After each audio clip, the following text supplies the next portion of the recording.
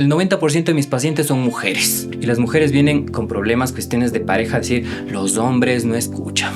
Bueno, no Cuenca, yo a nivel Latinoamérica creo que es esto. Sí, pero tiene lo suyo Cuenca. Sí, totalmente, sí. Yo sufro el secuestro bajo un auto a 1000 por hora, frena a raya y claro, yo no tuve chance de nada. Adentro. Psiquiatra me dijo, bueno, vas a tomar ansiolítico para toda la vida. La psilocibina me ayudó a dejar mis medicamentos. No genera adicción. Es de los componentes más inofensivos en el cuerpo. Voy a la ayahuasca y fue muy revelador. Las plantas de poder no te solucionan la vida, te muestran lo que tienes que hacer. El odio es el amor sin los datos suficientes. Tal cual, sí, es verdad. Si tuvieras aquí al Daniel que estuvo en esa época muy oscura, ¿qué le dirías? Tranquilo. Le diría que esté tranquilo y que todo va a estar bien.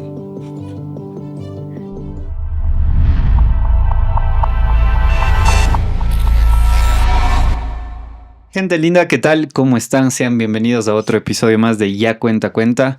El día de hoy tenemos una historia que desafía los límites de la ciencia, la espiritualidad y sobre todo la resiliencia humana. Quiero que por un momento se imaginen estar atrapado en un abismo de ansiedad, sintiendo que su destino está sellado por pastillas, por diagnósticos y etiquetas que a la final nos dan una sensación de control. Pero un día descubres que la cura también puede venir de la naturaleza, de algo tan pequeño como esto de aquí. Perdón, un hongo. Nuestro invitado de hoy vivió este viaje en carne propia. Recuerden que para este tipo de podcast lo único que se requiere es tener una mente abierta, sin casarnos con ninguna creencia ni idea. Él es psicoterapeuta corporal y emocional, especializado en el uso de terapias a través de setas medicinales, pero antes de convertirse en una guía para muchos, tuvo que librar su propia batalla contra el trauma y la ansiedad, enfrentando un secuestro que lo llevó al límite. El día de hoy tengo el placer de estar con Daniel Armas. Bienvenido, Daniel, al podcast de Ya Cuenta Cuenta. Hola David, buenas tardes, gracias por invitarme. De hecho fue bastante espontáneo, yo Todo. también me sorprendí, gracias. Veo tus videos y me gusta mucho también la apertura que das. Bueno, ha sido Un viaje, un viaje literalmente. La vida es un viaje en general, sí. La vida es un viaje y claro, yo realmente empecé esto por una cuestión que tuve desde muy niño que no sabía cómo identificar. Yo solo lloraba, mi mamá en reuniones decía, bueno, mi hijo es así, mi otra hija es así, pero el Daniel era el más lloroncito, decía, el más lloroncito. Entonces, más sensible. Pero claro, no era el más lloroncito así nomás, tenía ataques de pánico desde muy niño. Uh-huh. Hay mucha gente que también te dice, bueno, es que hay que ir a la raíz, pero en realidad nunca supe cuál era la raíz. Pero ahora no siento ansiedad, me siento muy tranquilo, pero ha sido todo un proceso. Todo empezó cuando yo, tenía unos 5 o 6 años, no veía a mis papás llegar tiempo a casa y empezaba la desesperación y lloraba. Mi hermana menor me calmaba a mí, pero dentro de esto, con el tiempo todo se fue agudizando, empeorando, hasta que, a ver, ¿cuál era mi condición? Tenía pensamientos que ingresaban, pensamientos catastróficos de que les iba a pasar algo a mi familia, que los iban, perdón, no sé si, pero asesinar, sí, matar, violar. Claro, o sea, así extremo, pero no a mí, sino a mi familia, a la gente de mi entorno. Después eso se vio reflejado a mi pareja, a mis parejas. ¿En qué momento tú crees que empezaron o recuerdas que empezaron este tipo de pensamientos? Así ya con esa intensidad. Desde muy niño. Mi papá hacía recorridos a veces a empleados de la Pilsener, él hacía un recorrido en su carro y ya llegaba tarde y yo ya empezaba y me ponía a llorar y pensaba que mi papá iba a tener un accidente, que mi papá le pasó algo. Entonces, claro, mi mamá ya no me hacía mucho caso, decía, bueno, es el lloroncito, como te digo, y mi hermana decía, no, ñaño, es que mi papi capaz está en el tráfico del diablo, porque mi papá decía eso. Entonces, claro, me hacían calmarme, pero jamás se abordó, yo tampoco lo reconocía, mis padres tampoco. Y fui creciendo, esto también se fue llevando a mis parejas, claro, y no eran celos, no era un control de celos, era un control de que no les pase nada, de que estén bien. Y claro, me desvivía y esto generaba un desgaste mental increíble. Yo en ese sentido te voy a ir interrumpiendo ahí en ciertas cosas. Porque yo me siento identificado en lo que dices porque también me invadían ese tipo de pensamientos de muy niño. Es más, tenemos un invitado más, un mosquito. tenía pensamientos, o sea, muy catastróficos, o sea, de que algo me podía pasar. Incluso uno de los eventos más, no sé si te acuerdas de ese programa que había en Ecuavisa, que era Casos de la Vida Real. Uf, qué Ya, denso que era, sí. sí, entonces no sé por qué me permitían ver eso a mis Eso yo papás. te veía, era horrible.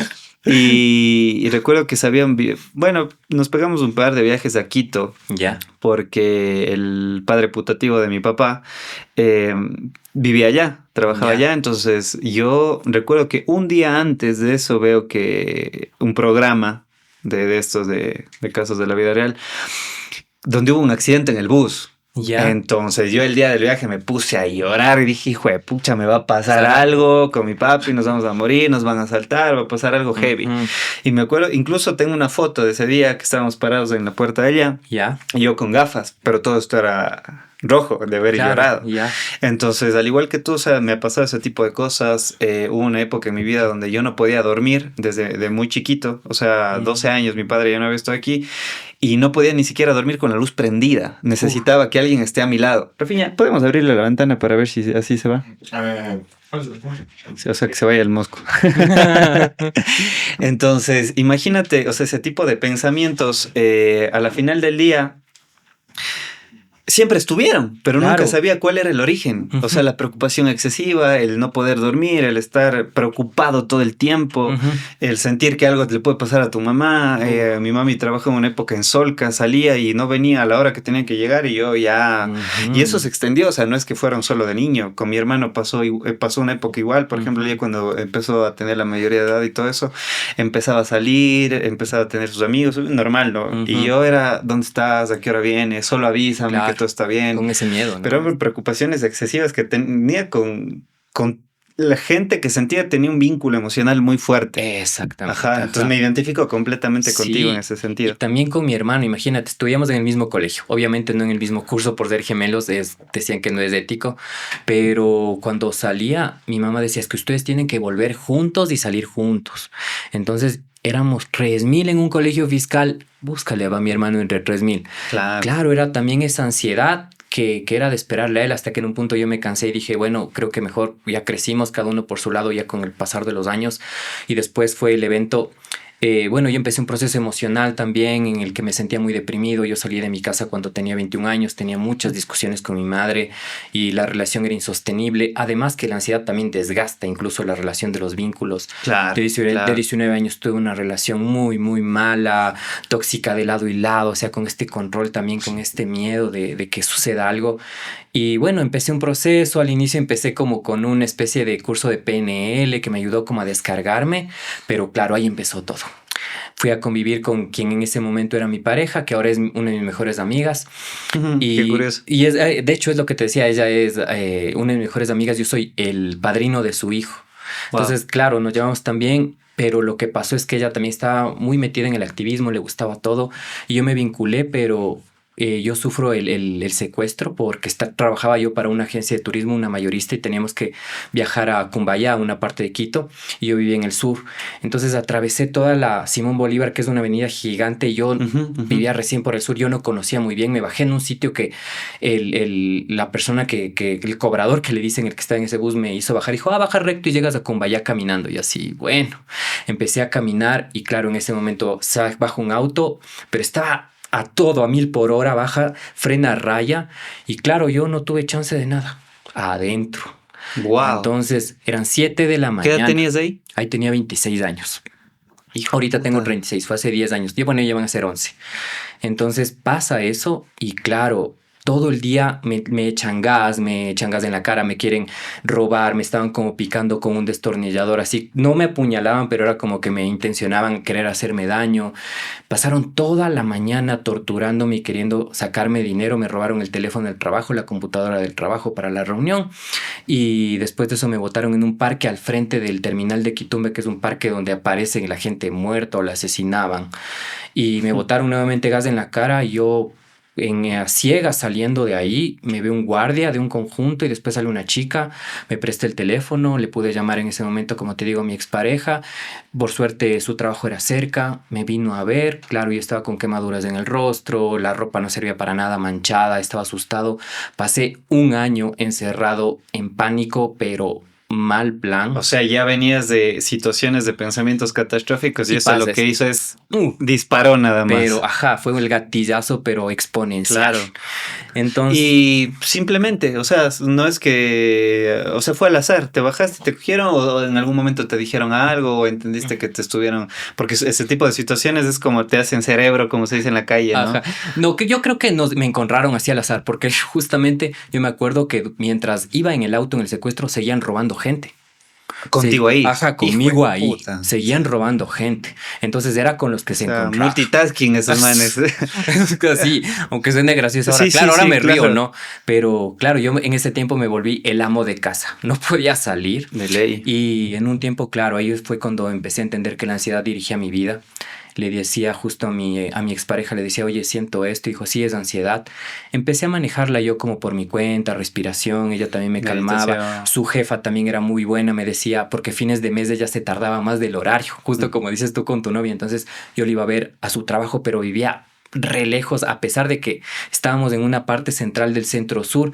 Ella vivía en el extremo, o sea, perdón, su trabajo era en el extremo sur, era en Parque Industrial del Sur de Guamaní.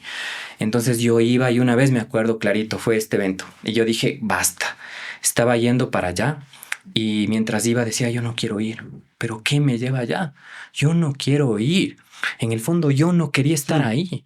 Y claro, lo que me estaba dirigiendo mi vida era la ansiedad. Claro que sí. Entonces ahí fue como que fue un vuelco emocional. Fui a un psiquiatra.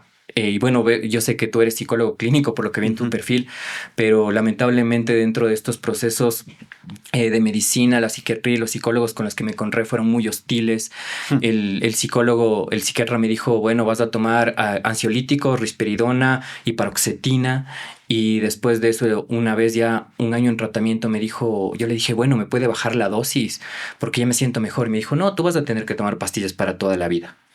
Y ahí fue también otro shock. Y ahí es donde yo tengo un dilema, no solo profesional, sino ético con algunas instituciones. Aquí hay una que no vale decir el nombre, pero yo bueno, tuve un proceso de rehabilitación por el consumo de drogas. Estuve interno en una clínica 6 meses. Esa clínica no usa pastillas porque siente que es simplemente tapar el problema y no tratarlo de raíz. Y me parece perfecto, al menos que el paciente sea psiquiátrico, ¿no? O sea, que ya sea evidente. Y había mucha gente que eran compañeros míos y que, bueno, con el tiempo ahora que también volví luego de una recaída del año anterior, que es algo que estoy siendo muy enfático últimamente porque es algo que a mí me marcó. Claro. Y fue un cambio brusco que me ayudó también, pero... Y veo que muchos chicos que dicen estuve en tal lugar, estuve en X lugar, les dan pastillas como... tic-tac, así, tómate esto, pero por no hacer el trabajo psicológico, o sea, no abordarte, porque al final si tú vas a la palabra de tratamiento, o sea, solo es tratar eso, pero un tiempo, o sea, al final no es darte drogas al final del día, porque sí, porque no y por si acaso, y lo peor del asunto, no sé si has conocido casos, pero gente que llega con problema de ansiedad, un trastorno obsesivo compulsivo o lo que sea, el hecho de estarles pepeando, o sea, indiscriminadamente, produce más bien un daño a largo plazo y que dices, esa persona ya, o sea, va a tener que medicarse toda su vida, pero en un inicio no tenía que hacerlo. Exactamente. Diste en el clavo. Además de eso, el psiquiatra también nunca me dio una opción alternativa, nunca me dijo, tienes que seguir tratamiento, pero nunca me dio la opción de que no. Y eso también en la medicación que tomaba generaba efectos secundarios. Me afectó el oído medio. A mí me gusta mucho hacer trekking y caminatas. Solo miraba los ojos o miraba para acá y era un mareo de... Imagínate no poder hacer actividad física, que a mí me encanta igual jugar fútbol y no poder hacer eso. Después de eso tuve afección al hígado, a los riñones. Entonces yo también dije, mi organismo ya no está aceptando esto. Entonces necesito buscar opciones. Y ahí, bueno, me separé de mi expareja porque lo que sucedió es que el psiquiatra dijo, tú estás obsesionado con ella. Tienen que dividir, tienen que separarse. Y la psicóloga también. Después la valoramos y dijimos, no debió haber sido tan agresiva la forma en que nos dijo, porque ella se asustó horrible cuando el psicólogo le dijo así tal cual. O sea, a la final dijo, el problema es su relación. Ajá. Entonces, claro, dijo, el problema es que es de ella por poco y la obsesión que tienes, pero no era en sí, es el TOC para mí es una sensibilidad que debe ser equilibrada nada más. Todos los tipos de ansiedad son sensibilidades que debemos trabajarla. Ahora yo lo puedo ver así. Después te voy a contar un poquito cómo entiendo ahora la ansiedad. Pero claro, eso fue un shock para mí. Separarme de ella fue muy duro. Toda la familia, porque fue una buena relación, toda la familia, claro, así como qué pasó y todo. Y yo un tiempo nos separamos. Ella se quedó a vivir en la casa en la que vivíamos. Yo también me fui a vivir en la casa de una tía que me supo acoger en esta condición y me apoyó muchísimo. Pero claro, yo también empecé a decir, yo ya no quiero esto, necesito buscar alternativas. Y ella misma me dijo, ¿sabes qué? Encontré un espacio en San Pablo del Agua, en Imbabura, que dan tomas de ayahuasca. Anda, me dijo. Antes de entrar a esa parte, hay algo que a mí me molesta mucho, que es esto de las etiquetas y autodiagnósticos. Porque, mira, yo cuando paso este proceso de recaída y todo...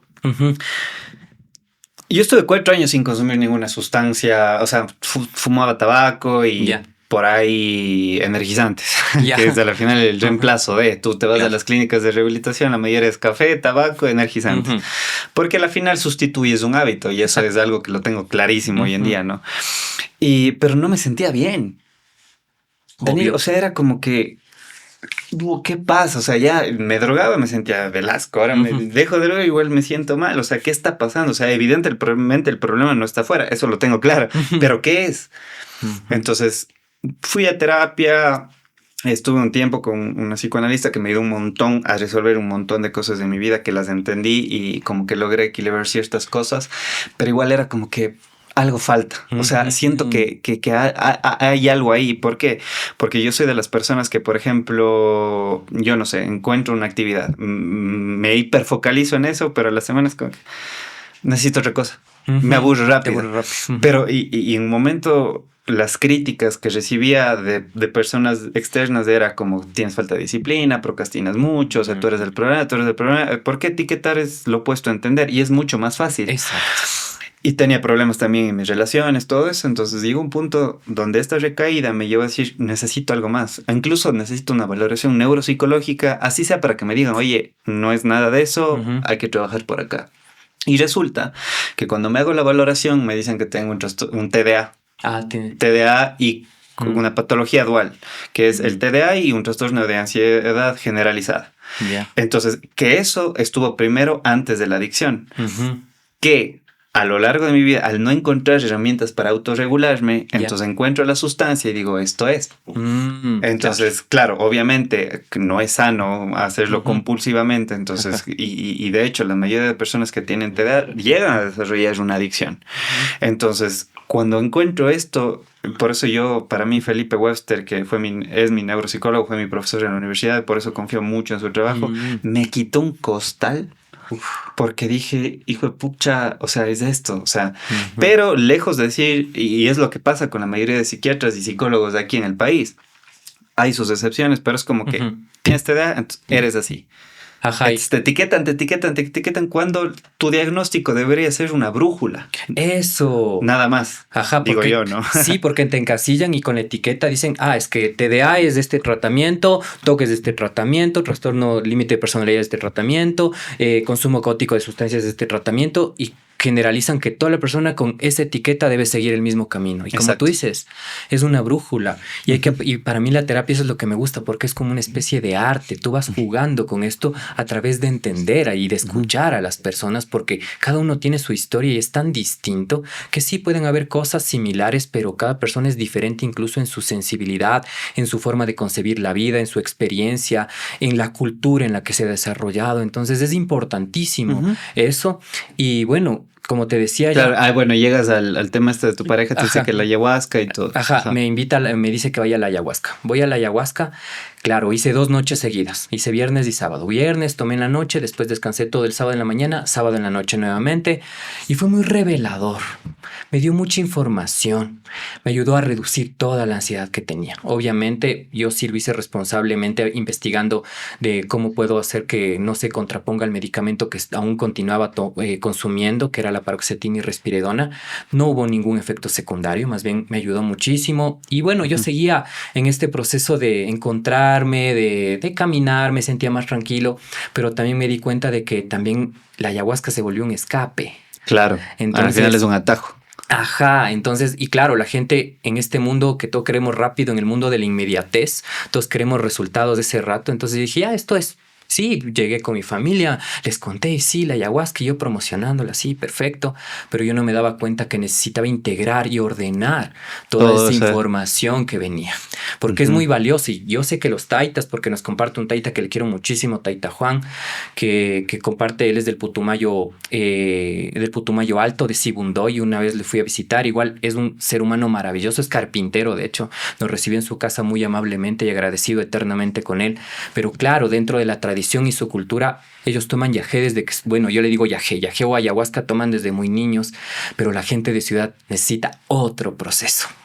Entonces, claro, en estos encuentros de Yagé encontré una persona que me habló de la psilocibina, me ayudó como en un proceso de acompañamiento y después yo también, bueno, en este transcurso probé algunas medicinas, probé yopo, que es una semilla de la cuenca Ujú. del Orinoco, probé shanga, que es Y DMT. igual son psicodélicos. Son psicoactivos, sí. Ajá. Entonces cada una tiene su energía. San Pedro también, Peyote también. Bueno, el bufo alvarius es parte de esta shanga también. Medicinas muy fuertes que cada una me fue mostrando cosas, pero dentro de esto también iba encontrando personas que no lo hacían responsablemente. Y cada una de ellas tiene un viaje distinto, digamos, o te reveló diferentes cosas. Sí, tienen una Ujú. energía distinta. Ok. Mira, la ayahuasca o el yagé, Ajá. bueno, y de hecho tiene 40 nombres según las tradiciones amazónicas. De hecho, tiene una iglesia en Brasil que es del Santo Daime, no sé si has escuchado. Ah, Hay una iglesia que tienen cantos santos a, wow. a la ayahuasca. Entonces, para mí, la ayahuasca es muy introspectiva y por eso son ceremonias de la noche y de silencio. Es de la noche en silencio. El San Pedro es como que te abre el corazón, es como para poder hablar. A mí el San Pedro también me gusta mucho por eso, pero en ceremonia. Yo nunca he hecho solo ni alguien que así como que me regale así tomo, jamás. Siempre ha sido acompañado en un proceso de respeto por Ujú. justamente mi cuidado de mi propia integridad. De ahí la shanga es muy fuerte. Lamentablemente, cuando yo probé esto, era una persona que no, no tenía quizás las herramientas para sostener y ese día una persona, porque la shanga solo dura 10 minutos del efecto, Ujú. y una persona que consumió shanga antes que yo, esta persona entró en un estado de paranoia y se empezó a dar de puñetes con el suelo, lastimado las manos. Entonces después me tocaba a mí, yo así, en serio, y ahora yo ahí. Y claro, después vino una más bien otra persona, le llamaron a una amiga y ella armonizó y todo y fue un encuentro increíble. O sea, si te cuento ahorita sería como media hora también para contarte eso, porque vi muchas cosas, sentí muchas cosas, pero también la sensación de la shanga era muy fuerte. Yo me quedé con la sensación de esos 6 meses, Wow.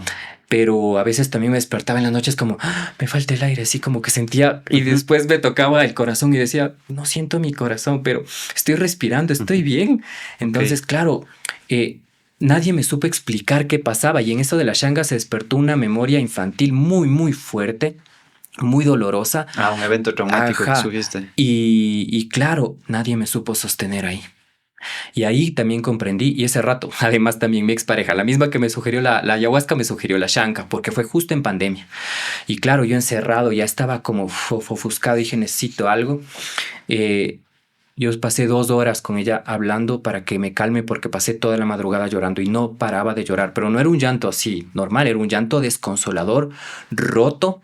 Y claro, ella me calmó, me guió, pero nadie ahí que estaba en ese espacio me supo sostener. Ujú. Y después yo llegué a mi casa y empecé a escuchar una voz así, Daniel, Daniel. Ahí me asusté. Dije, no, no, yo no estaba preparado para esto. Así, cogí el teléfono, puse música y me acosté. Después le escribí a una de las personas que estaba en ese espacio, que de hecho por casualidad había sido compañero de la universidad de mi cuñada.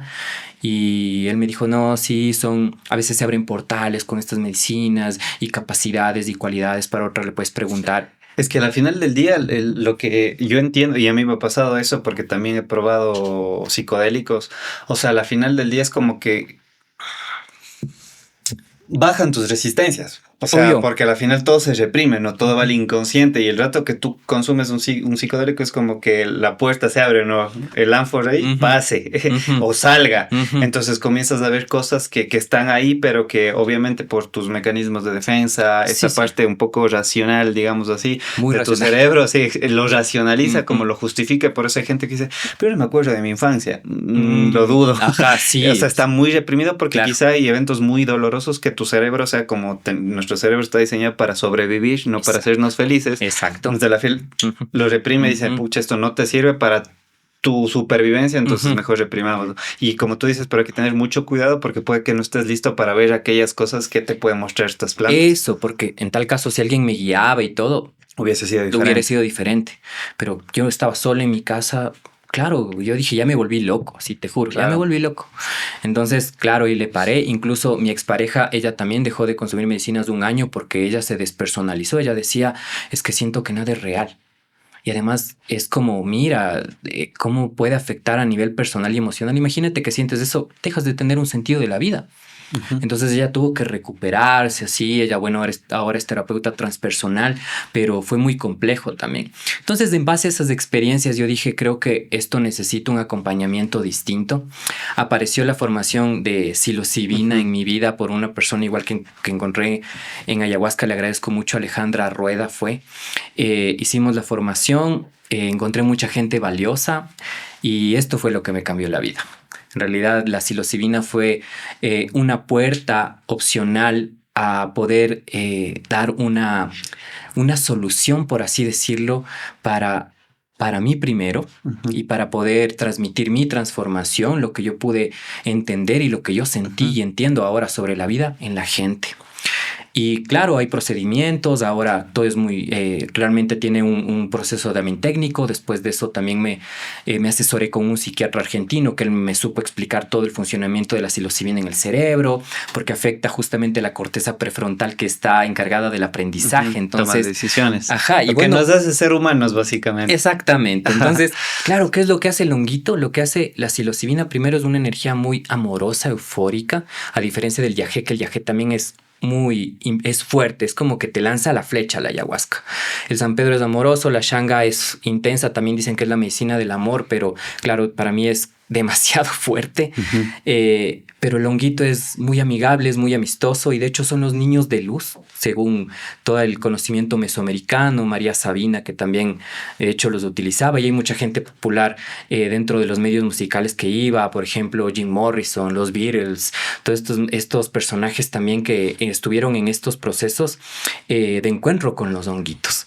Para mí fue una respuesta y una alternativa también para sanar mi vida. Justo cuando terminé la formación fue como que gracias, así la vida me dio este regalo y esta capacidad también de poder compartir esto de una manera responsable y distinta a todos los procesos que yo había vivido. Y no digo que la gente que me acompañó en ayahuasca fue irresponsable, sino capaz falta todavía esta conjunción entre lo espiritual y la ciencia, que lamentablemente es como una disputa de no, ninguno cree en el otro, no, realmente yo siento que hay que integrarlo así. Para mí, te soy muy sincero, e incluso en los procesos de adicciones hay gente que he tratado y todo el mundo cercana me lo ha dicho como, cree en Dios también, Dios es un sostén, pero Dios no es este ser humano que nosotros lo idealizamos así. No es antropomórfico. Eso no es antropomórfico, sino, y esto me guardo de un libro que leí, que decía, todos los profetas, los curas, los que están en los ministerios, en las iglesias hablando de Dios, ellos nunca van a encontrar el amor. Porque si a mí me ponen a elegir entre Dios y el amor, yo elijo el amor. Porque si elijo el amor en un punto, voy a encontrar a Dios. Y dice, y en la Biblia te dice, Dios es amor. Y él dice, no, el amor es Dios. Y ahí le despersonificas. Entonces es más bien una energía, es una emoción que nosotros hacemos. Justo hoy grabamos también un episodio con una astróloga, se llama Nanda, saludos a Manguito, si ve esto. Y hablábamos de eso, o sea, porque yo también, o sea, tú que has trabajado también con personas que tienen algún tipo de adicción, sabes que en los grupos de NA y AA te dicen poder superior tal como tú lo concibas, porque el programa no es religioso, es espiritual. Exacto. Entonces, yo honestamente también estuve en ese lado de la ciencia donde decía espiritualidad, porque caí en también este dogmatismo, porque la ciencia también se puede convertir en un dogma, así Claro. como hoy en día el ir a terapia. Y yo como psicólogo no quisiera que la terapia caiga en un dogmatismo, porque a la final no es sano para el pensamiento humano caer en extremismos, ¿no? Y cuando paso este proceso de recaída, o sea, la plena fue como que entendí muchas cosas que mi padrino, que en paz descanse, como que me intentaba transmitir. Ya. Él era muy cristiano, muy católico, o sea, Dios, pero él sabía cómo llegarme a mí. Ya. Porque él sabía decir, me dejaba ateo, era de Manabí, me dejaba ateo. Y cuando pasó esto, como que llegué a entender este significado de trascendencia, digamos así. Porque dije, en la plenitud, en el vacío está la plenitud. O sea, y en ese vacío, ¿qué me encuentro? Y es nada. O sea, todo lo que yo soy hoy en día es mi ego. Es lo que me dijeron que tengo que ser y debo ser. Entonces yo tengo una idea incluso de mí mismo que cuando chocaba con la realidad me causaba sufrimiento, porque decía, esto es lo que me dijeron que era, pero realmente ¿quién quiero ser? ¿O qué quiero ser? Entonces creo que esa deidad, hay una canción de Lil Supa, que es un rapero venezolano que me gusta mucho, que dice, recuerda que Dios eres tú. Entonces cuando esta frase me vino en estos momentos, en estos meses, que dije... La divinidad está dentro de esa convergencia de lo que eres, o sea, de tu infierno y de esa transmutación de todo eso hacia el cielo. O sea, y que el cielo no es más que la paz que tienes, o sea, más bien estos dos lados que convergieron en algún punto y dices, esto soy. Sí, y es lo que somos, ni bueno ni malo. Exacto. Es lo que soy somos. El que soy. Y también es justamente la conjunción de Dios, también es ni bueno ni malo. Si tú dices que Dios está dentro de nosotros, entonces Dios vino a experimentar a través de nosotros. Y Dios también no está solo en lo bueno, Dios también está en la guerra, Dios también está en el hambre, Dios también está en las situaciones dolorosas, en los asesinos. Pero Él no vino a castigar ni a premiar a nadie. Nosotros como humanos venimos a experimentar eso, pero también es hacernos cargo de que todo lo que hacemos tiene una consecuencia y ser responsables de eso. Que si hay guerras, es los humanos, no es Dios. Que se han justificado y se han hecho sus guerras santas y todo eso ha sido por una percepción humana. Una idea de Dios incluso. Eso, una concepción según ellos de Dios. Y además recuerda, todos los pueblos culturales somos etnocentristas. Cada uno quiere tener su propia verdad y considera que su propia verdad es la razón. Y su propiedad. Por eso digo que no hay peor estado para el ser humano que el estar fragmentado de sí mismo. Entonces, y cuando te fragmentas, incluso cuando escoges una religión, porque en el momento que escoges una religión, renuncias a las otras, te divides. Exactamente. Y ya estás fragmentado y eso genera ansiedad porque ya te dividiste. O sea, exacto. Ir a favor de algo y en contra de otra cosa. Por eso leí un libro que se llama Receta tu mente, de Mario Alonso Puig. Ah, excelente, es increíble. Increíble. Y al final, la parte final dice, es mejor ir a favor de algo que contra de algo. Es mejor ir a favor de la paz que en contra de la guerra. Es mejor ir a favor del amor que en contra del odio. Exactamente. O sea, es mejor ir a favor, la plena, que luchar contra algo. Exacto. Y para mí diste en el clavo también, David, porque es justamente eso es lo que a mí me ha dado la paz. Y mucha gente dice es que persigo la felicidad, es que persigo la plenitud. Ya eres pleno. Y la felicidad no es del mundo, bueno, yo tengo 36 años, decíamos del mundo con hitos, así porque todo el mundo pasa riéndose. No, la felicidad no se trata de eso. La felicidad se trata también de enfrentar esas condiciones complejas, esos conflictos, esas dificultades, esos problemas, pero también con tranquilidad, también con responsabilidad, dejando de culpar al mundo, a las circunstancias, a las situaciones, a mis padres, a mi pareja por lo que me pasa y empezar a hacerme cargo. Y sí puede sonar aparentemente fácil también, pero llegar a eso también es complejo. Es muy complejo. Como tú dices también, ¿por qué sufro? Porque estoy enganchado a la creencia. Cuando suelto la creencia, dejo de sufrir. Claro. Cuando suelto la creencia, me siento en paz conmigo. Es chistoso eso porque, bueno, chistoso no eso, sino el ejemplo que te voy a dar. Estaba dando terapia en la clínica donde estaba, en Renacer.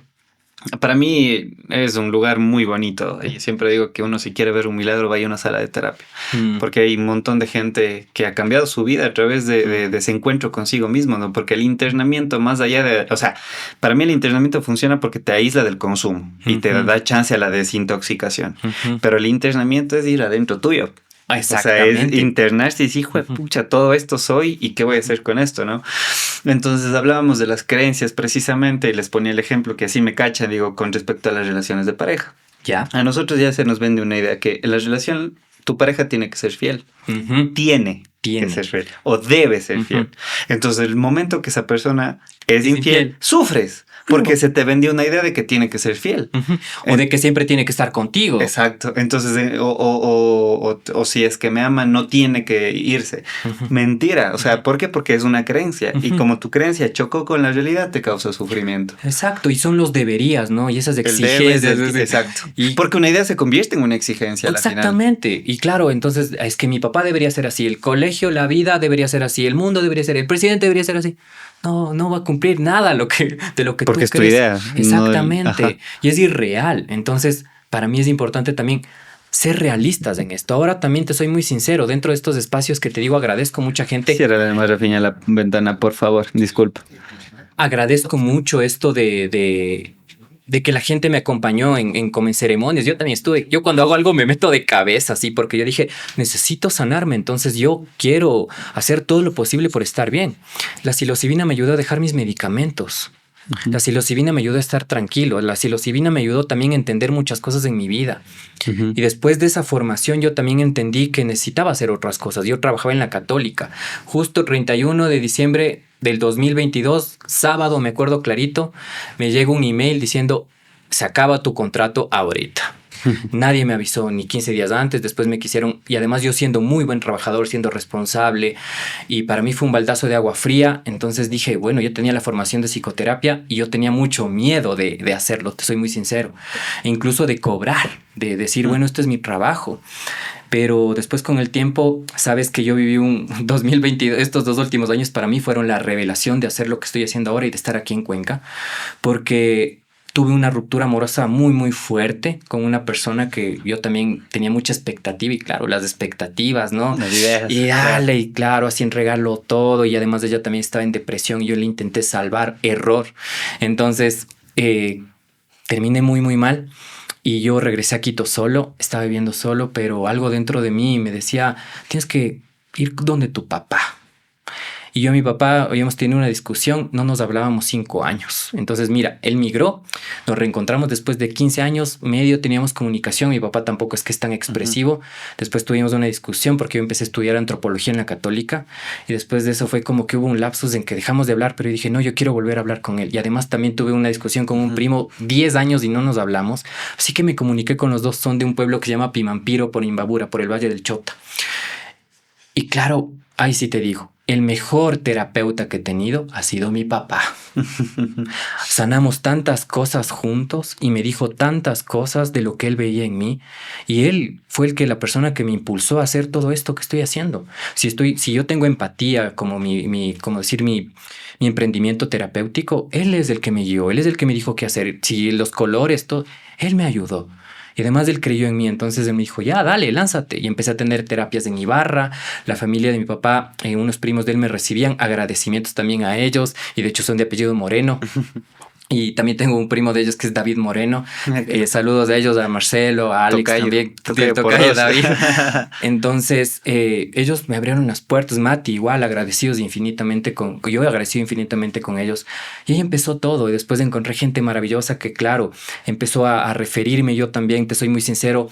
Hay protocolos que manejan los psicólogos, pero justo en una mala experiencia con mi última psicóloga, en un estado ansioso, tenía un ataque de pánico. Ella me dijo, ¿me llamas? Nomás le llamé, pero ella era hablar. Yo sentí hablar con una pared. Entonces fue como que le estaba contando y ella me dijo, pero yo no soy tu amiga. Así me cortó en medio de lo que le estaba contando, me dice eso. Yo le dije, bueno, no te estoy diciendo que seas mi amiga, pero gracias. Me enojé.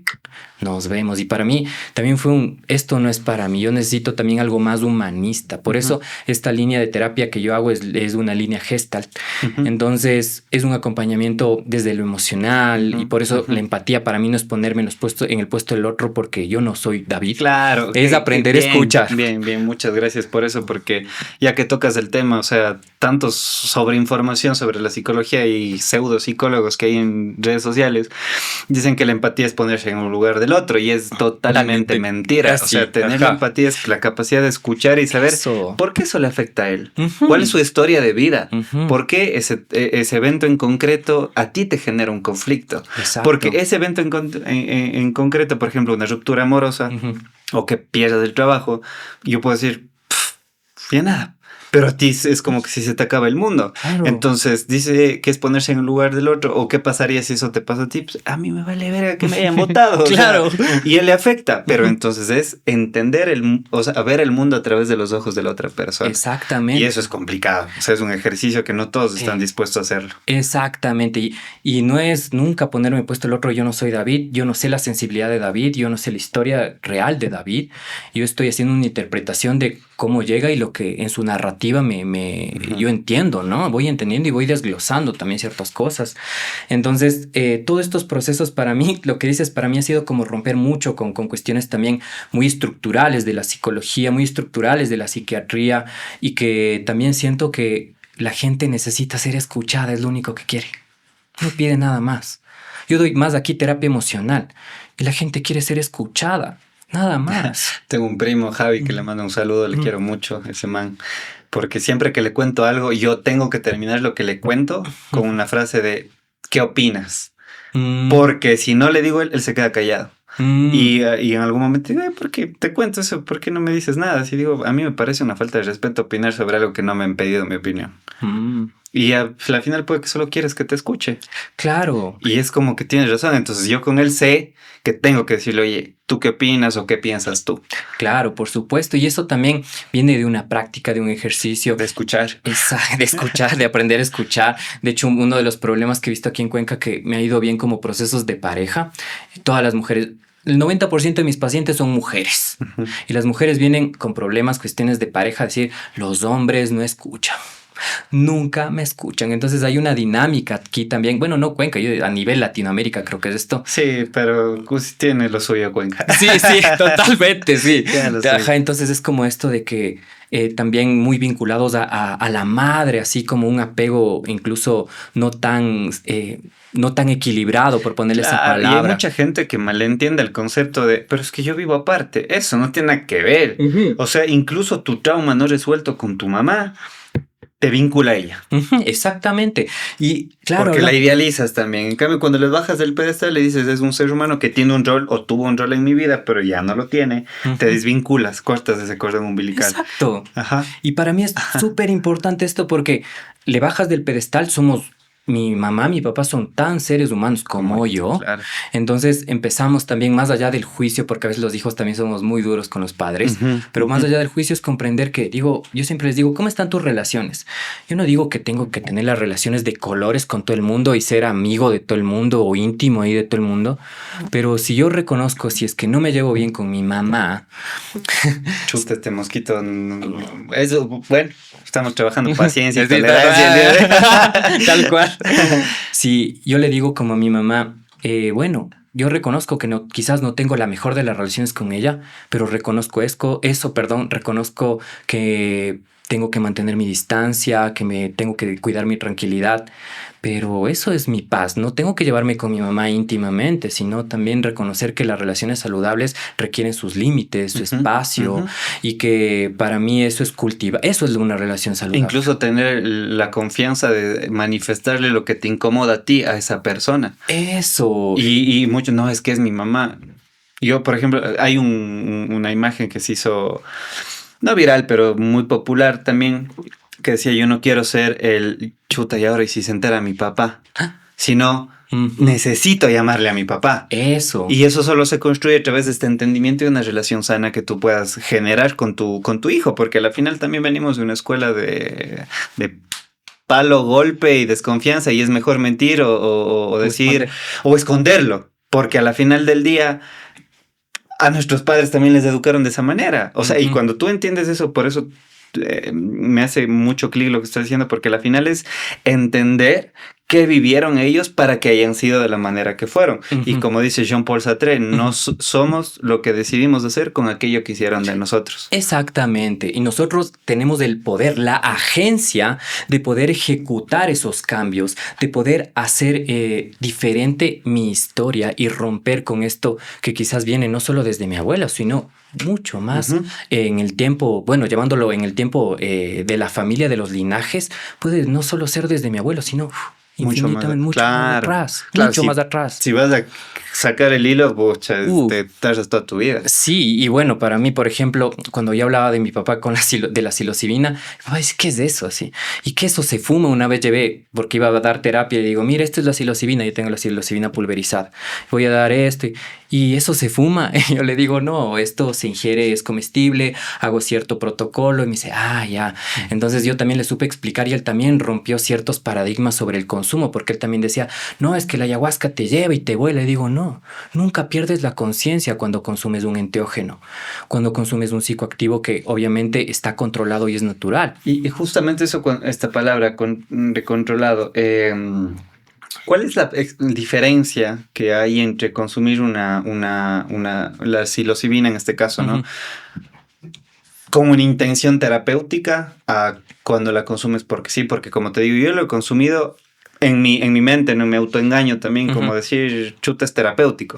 Pero ha sido terapéutico, al final del día ha sido recreativo, porque he consumido y he sido para estar con los panas, jodiéndote, riéndote. Entonces, a la final del día, yo como una persona que tiene una condición de adicción, porque, o sea, a través de esta recaída, yo te puedo decir que yo soy adicto a la marihuana. ¿Por qué? Porque evidentemente me genera un conflicto. O sea, y se evidencia en tu comportamiento, en lo que haces por consumir y todo eso, ¿no? Entonces, en un momento determinado yo decía, no, yo no soy adicto. ¿Por qué me descalificaba como tal? Porque yo decía que no, yo en su momento tuve un consumo descontrolado, caótico, por mi relación tóxica, por una situación personal, inmadurez y toda la vaina. Pero cuando entiendo también que las drogas hackean tu sistema de recompensa y al final dañan tu cerebro, entonces sí se trata de una enfermedad. Entonces es como un diabético, ese es mi ejemplo que pongo yo. Al diabético, si le das azúcar, puede que no le pase nada hoy.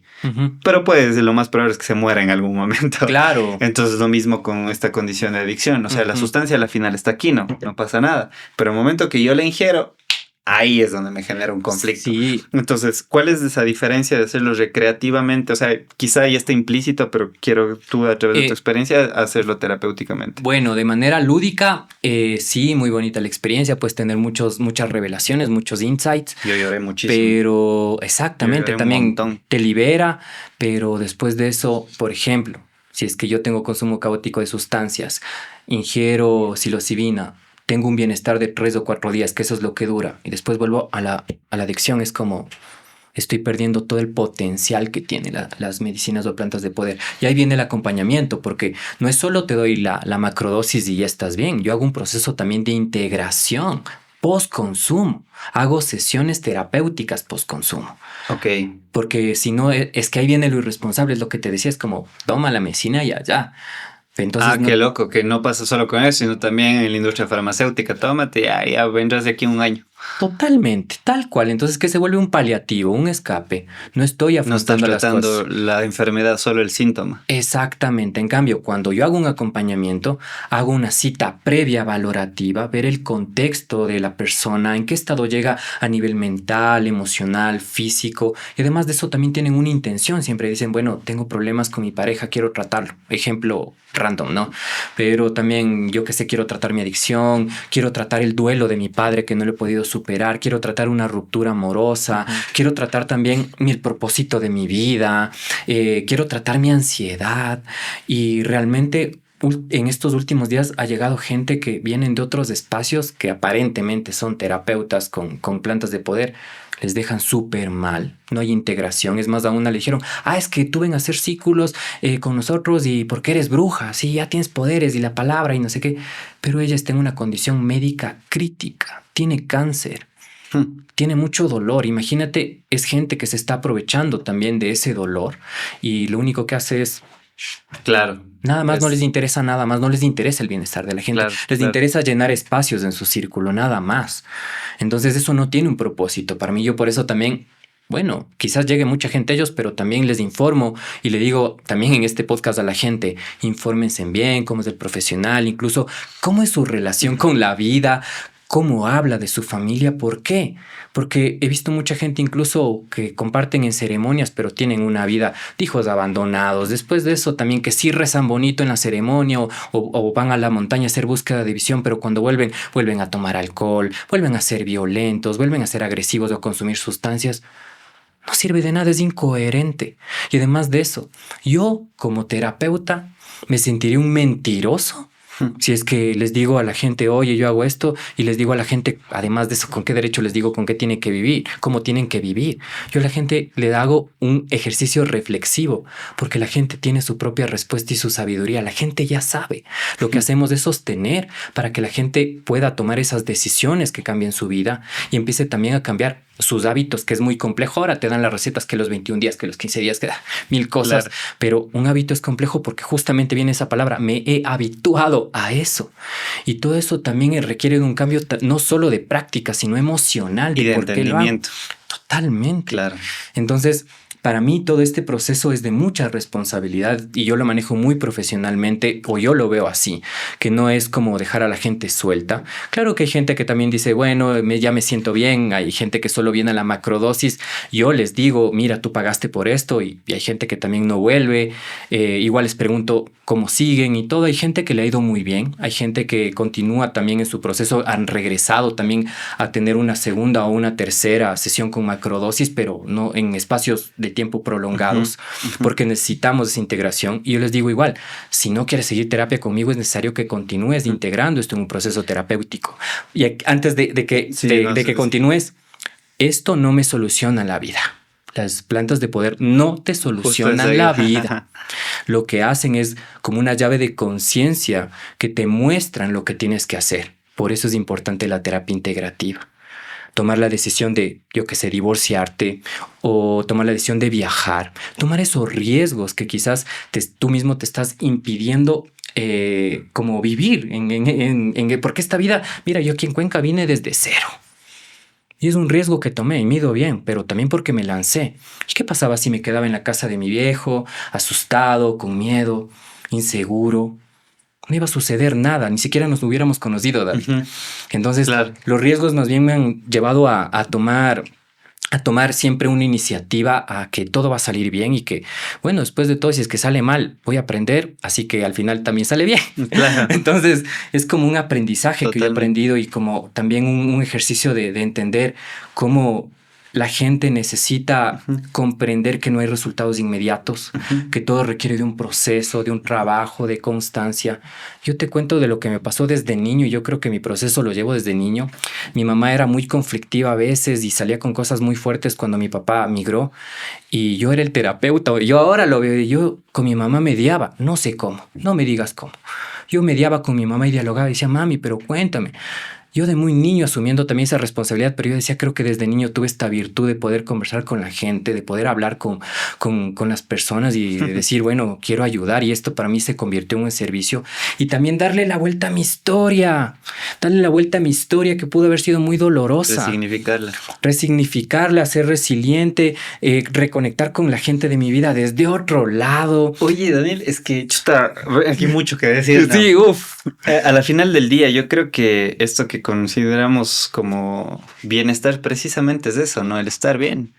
El estar bien y una de las cosas que yo he aprendido a lo largo de este tiempo es que la resignificación de tu historia de vida es muy importante. Y de hecho, bueno, cuando salga este podcast, seguramente ya pasó el taller que voy a dar el 22 de febrero. Fue increíble, era que vayan. Yeah. Y yo hablo precisamente de la ciencia de las personas que sí cambian, así se llama el taller. Oh. ¿Por qué? Porque para mí los cambios no son superficiales. No. Entonces es ir al fondo y entender. Yo tengo una metáfora del guionista y el actor. Yeah. Si tú únicamente cambias la actuación, pero sin entender el guión, el actor va a volver a su papel por defecto. Exactamente. Entonces, lo que tienes que hacer es leer tu guión, entenderlo y decir, ok, por eso actúo como actúo, por eso pienso como pienso, por eso soy como soy. Y a través de eso, porque la gente dice, ya entendí ahora. Claro, ahora sí viene la parte integrativa y donde te rehabitúas a ser alguien más, porque la personalidad también es un hábito. Y por eso yo digo, la gente no es como es como está habituada a ser. Exactamente. Y además te dicen, es que esta persona es de carácter fuerte y bueno, yo soy así ya. Aprendió a ser así. Aprendió a ser así, pero también te dicen como esto de, es que yo soy así y te aguantas por poco. Claro. Y esa actitud es muy infantil, es inmadura, porque yo soy así, pero porque soy así y puedo cambiar porque estoy afectando al resto. Y además de eso hay gente que te dice, es que esta persona tiene carácter fuerte. Y claro, carácter fuerte es ser cabreado, Pero no, el carácter, más bien ese es un carácter débil. El reactivo, el que se enoja muy fácilmente, es un carácter débil. Claro. Y el carácter fuerte es más bien el que sabe manejar sus emociones. Resiliente. El que sabe exactamente, que sabe comunicarlo, el que no es explosivo, el que maneja sus emociones y no sus emociones le dominan a esta persona. Y esto también es una práctica. Por eso te digo, la psilocibina puede llegar a ser una llave de conciencia transformadora siempre y cuando haya todo esto que estamos conversando. Más no lo que te transformen per se. Eso, y además los insights sí puedes tener en la psilocibina, pero también puedes tener ya con esa conciencia insights sin psilocibina. Claro, en momentos la vida. de eureka, que digas, claro. Claro, estás como manejando, yo que sé, estás en el auto, por ahí escuchas algo en la radio y te suena. Ahí está.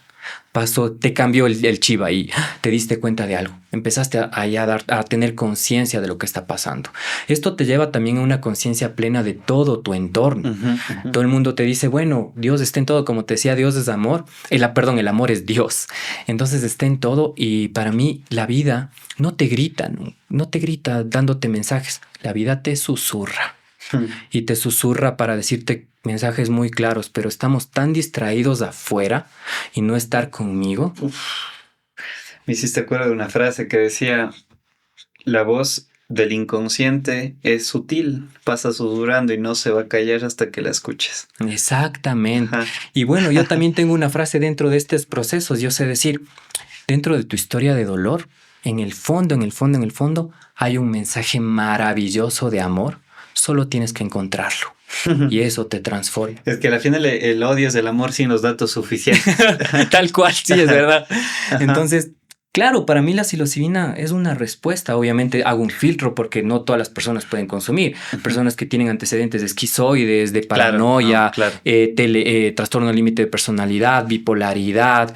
Es preferible de manera adecuada, es preferiblemente no compartir psilocibina, sino tomar un procedimiento terapéutico que sí puede ser emocional, pero también tener, de acuerdo a cómo ellos se sientan bien y se acoplen al psicólogo y al método que lo haga, que les funcione, ¿no? Porque también hay psicólogos que pueden tener el método, pero no hacen el match, porque eso también es importante, totalmente, que hagan el match con el terapeuta, ¿no?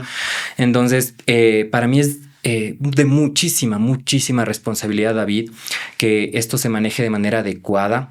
Yo también tengo, no es que yo digo lo sé todo y bueno, comparto nomás, de hecho, como tú dices, he hecho caramelos a todo el mundo, no. Yo doy un asesoramiento, yo tengo elaborado un tríptico donde también indico contraindicaciones, la preparación previa y también tengo otros profesionales que trabajan conmigo. Es toda una parafernalia esta situación. Claro. Y Daniel, ¿qué dice, por ejemplo, yo que soy muy científico, o sea, me gusta mucho lo que está basado en evidencia? Dos preguntas. ¿Cómo es el proceso? Digamos, o sea, cuéntame cómo sería el proceso, cómo se realiza y qué dice también la neurociencia de esto, ¿no?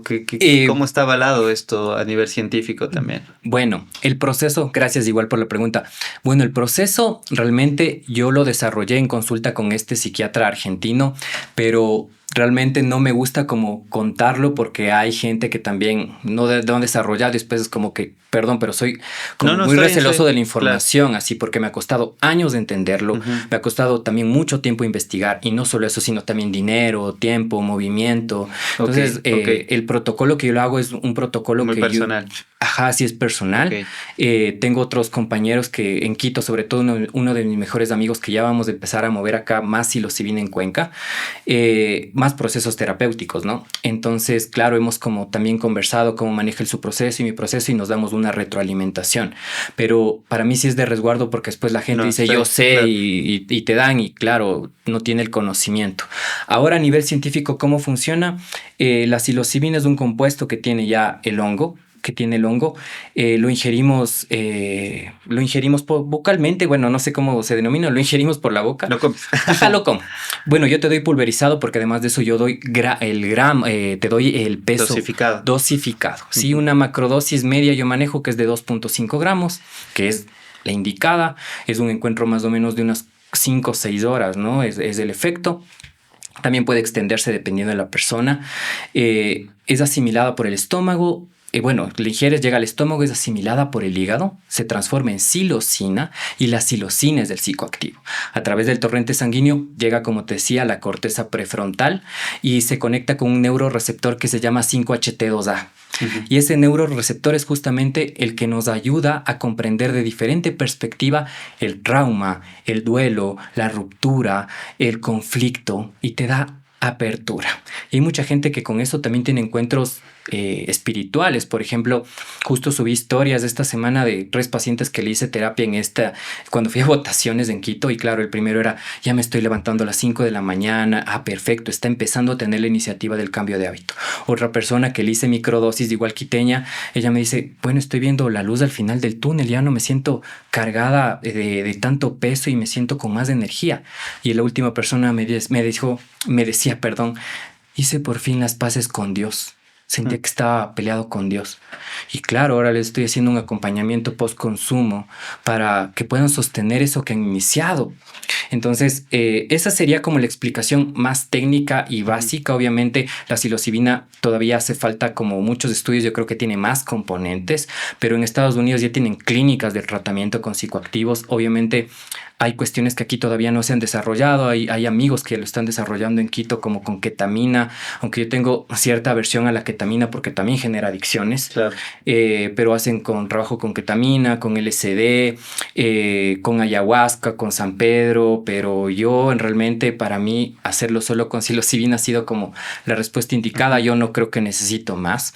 Y después de eso hay un bienestar que también genera la psilocibina, genera un bienestar de paz, de tranquilidad, porque produce esto de la neurogénesis, de la neuroplasticidad. Entonces, claro, por eso justo es más fácil entender. Cambia la morfología del cerebro. Exactamente, y empieza a funcionar adecuadamente el cerebro, porque recuerda que en depresión ahí se empieza a desconectar, hay desconexión neuronal, es muerte neuronal. Entonces es justamente como como revivir al cerebro, como que tiene que tener este funcionamiento adecuado para que nosotros podamos tener una vida que nos merecemos. Entonces eso es lo que yo siento. Igual el problema de la sociedad que tenemos ahora es el problema del miedo, de la ansiedad, del odio. Entonces lo que hablamos hace un rato antes de empezar la entrevista es como nos hemos dividido tanto. Estuvo muy política la charla antes de... Pero claro, para mí es como poder darnos una opción de entendernos de nuestras diferencias y de que si hay opciones. Ahora hay familiares que me dicen, oye Daniel, te veo bien, ¿cómo estás? Cuéntame porque estoy pasando por esto, y estoy también a veces por ahí dando mensajitos a mi familia, más allá de que sea como terapeuta, es como un sentido muy humano. Y te quería contar una historia que a mí me ayudó como también a entender mi resignificación. Hay una entrevista de BBVA en YouTube que es de Usman, no recuerdo el apellido, es de un chico nigeriano. Ok, sí lo he visto, de Aprendamos Juntos. Sí. O sea, he visto fragmentos, sí. Claro, y él te cuenta la historia de cómo él migró desde Nigeria a Libia, que recibió abusos desde los 9 años. Además, él pertenecía a una tribu en la que si es que naces y tu mamá muere, eres un niño maldito y te tienen que asesinar. Por suerte, su papá era jefe de la tribu, lo salva, pero él de 9 años migra. De 9 años migra a trabajar en la ciudad, migra al norte de África, Libia, se hace de contactos de personas que tratan personas para cruzar el Mediterráneo y llegar a Europa. Y en este proceso, claro, él dice, hice un primer intento, vi morir a mucha gente en el Sahara. Hacíamos nosotros nuestras balsas, bueno, tiene un nombre especial esas balsas que hacen ellos sus propias balsas, intentan cruzar, se hunde, ve morir a mucha gente, regresa nadando a Libia, hace un segundo intento con su mejor amigo, ve morir a mujeres con niños en brazos, su amigo también muere nuevamente en otro hundimiento de balsa, sobrevive Usman, regresa nadando a Libia, hace un tercer intento. Además de eso, él no sabía cuántos años tenía, porque en su tribu naciste un martes, no sabes más, no es que nació enero 1990, wow. Solo un martes. Entonces, cuando hace un tercer intento, se vuelve a hundir la balsa y él decía, la gente dice que en el Mediterráneo es el mayor cementerio del mundo. Dice, no, es del Sahara, ahí muere más gente. Él ya no regresa a Libia, logra llegar a un islote, llega una ONG a rescatarlo y le preguntan, ¿qué edad tienes? Y él dice, nací un martes. Entonces le hacen unos exámenes, me parece, dentales y determinan que tiene 17 años. Le llevan a Europa, le llevan a Barcelona, pero él en Barcelona también padeció, vivió en la calle, con todas las implicaciones que es vivir en la calle. Claro. Y Y dice un país como España para una persona como él. exactamente, con toda la discriminación y toda la cuestión estructural que se ejerce sobre él. Y después de eso, él dice que un día se encuentra con una señora. Y esta señora, ella hablaba catalán y español. Él hablaba un poco de inglés que aprendió en Libia y su lengua nativa, no sabía más. Y él en un punto dijo, sabes que yo me di cuenta que a veces no hace falta hablar el mismo idioma. Yo entendí que esa señora me quería ayudar y yo acepté la ayuda. Se va a la casa de la señora y claro, le da la comida, se puede duchar en agua caliente, le dan un cuarto, se puede acostar en una cama y dice que la señora sale y él se queda llorando destrozado. Y esta historia lo cuento a mis pacientes también. Yo era destrozado, Usman, preguntándose, ¿por qué viví esto? ¿Por qué tuve que ver morir a tanta gente? ¿Por qué tuve que salir de mi país? ¿Por qué tuve que ver morir a mi mejor amigo? Y bueno, después de esta descarga, Usman reflexiona y se dice, bueno, creo que tengo que hacer algo con esto. Entonces no es un por qué, es un para qué viví esto. Él ahora en esa entrevista es invitado porque tiene una fundación y él invierte dinero en infraestructura educativa, también en opciones de, me imagino, laborales también me parece, para que los niños de allá no vuelvan a migrar ni a vivir lo que él vivió. Entonces, eso para mí es darle la vuelta después de una historia muy dolorosa y muy cruel y darle un significado a su vida. Y es un propósito lo que él hizo. Y eso es lo que hemos venido también. Bueno, para mí el propósito también más allá de ser un servicio para la humanidad, que para mí es eso, el propósito es vivir también. Ya estamos en este propósito, ya estamos aquí, en esta experiencia humana. Lo mejor que podemos hacer es dar lo mejor de nosotros cada día. Servicio. El servicio. El que no vive para servir no sirve para vivir. Yo digo que son clichés, pero por algo son clichés, ¿no? Sí, O sea, hay también. que hacerles caso a los también, clichés. también. Y yo tengo una pregunta, Daniel, como para ir cerrando el programa de hoy. Si tuvieras aquí delante al Daniel que estuvo en esa época muy oscura, ¿qué le dirías? Qué buena pregunta. Bueno, pues le diría que, perdón. Tranquilo. Dale, estamos en confianza. Gracias.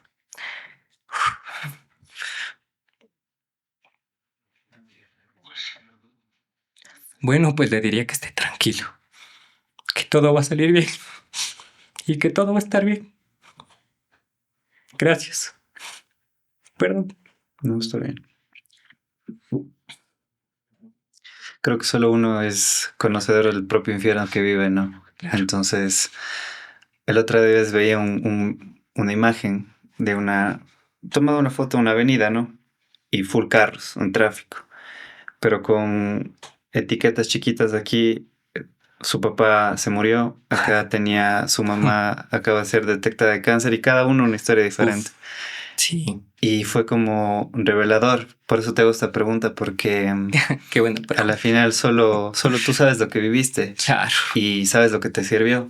Ujú. Y que a la final, para mí, no hay mejor ayuda cuando es de la vivencia. Por eso yo me acuerdo las palabras que me dijo mi psicóloga: David, saber de psicología no te hace saber de ti. Diste en el clavo, clarito. Y creo que eso me ha ayudado más a ayudar a mucha gente, porque siento que es distinto cuando alguien te dice, oye, yo estuve ahí. Claro. Y quizá lo que a mí me sirvió puede que no te sirva a ti. Pero al menos sé lo que se siente estar ahí y te puedo echar una mano, claro, si es que quieres, ¿no? Porque al final Obvio, es una decisión también. es una decisión dejarse ayudar también.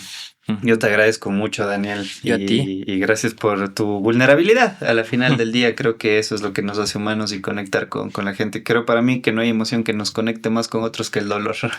Claro, así es con nuestra experiencia. Y gracias, más bien yo te traje un detalle que te puedo Chévere, dar. gracias, claro que sí. Bueno, como hemos hablado mucho del propósito. A mí me gustan mucho los libros y no sé si ahí te veo que tienes una biblioteca y para mí este libro también me ayudó mucho. Qué lindo. El libro del Ikigai, de que los japoneses también incluso... He escuchado la filosofía, no he leído este libro, pero es del propósito. Ajá, ¿no? exactamente, es como del propósito y claro, es como el propósito vivir, de vivir y que los japoneses de hecho son longevos los que practican el Ikigai porque su propósito todo el tiempo lo leen todos los días, es una frase auténtica para cada persona. No, es una frase única, ¿no? No se repite el Ikigai para nadie. Y bueno, también te dejo yo por Año Nuevo Chino. Este es un detalle para ti, David. Okay. Ábrele y léele. Este es un regalo muy particular que yo lo pensé hoy día. Eso no y les voy a mostrar. Realmente para mí es importante que todo esto se maneje de una manera responsable. Qué bueno poder hablar contigo, con una persona que también ha tenido una experiencia fuerte, que nos podemos entender también y que de corazón te agradezco haberme invitado. Fue muy espontáneo, yo solo te escribí y fue como, no, ya grabemos. Y yo dije, bueno, tomémonos un café, conversamos. No, ya grabemos. Claro, bueno, fue como, a ver, cuando le contaba a mi papá y a un primo también porque me preguntan, ¿no?, con quién vas a grabar, todo. Les dije, es un terapeuta que hace tratamientos a nivel psicoemocional con psilocibina. Dice que es la psilocibina, mucha gente no lo conoce, digo, es los hongos.